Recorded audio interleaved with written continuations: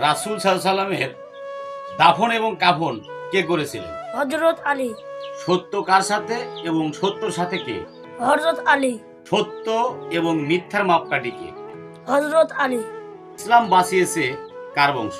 হযরত আলী। কাকে ভালোবাসা ঈমানের অংশ? হযরত আলী। কার শত্রুতা মুনাফিকের চিহ্ন? হযরত আলী। জান্নাতের নেত্রীর স্বামীর নাম কি? হযরত আলী। জান্নাতের নেতাদের পিতার নাম কি? হযরত আলী। হিকমতের ঘর বলা হয় কাকে? হযরত আলী। রোজা অবস্থায় শহীদ হয়েছেন কে? হযরত আলী। নামাজ অবস্থায় জাকাত দিয়েছেন কে? উত্তর একটাই, কায়নাতের বাদশা আমিরুল মুমিনিন মাওলা আলী, ইয়া মাওলা আলী।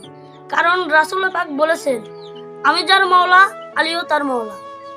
নতুন হলে ফলো দিন, ভালো লাগলে শেয়ার দিন।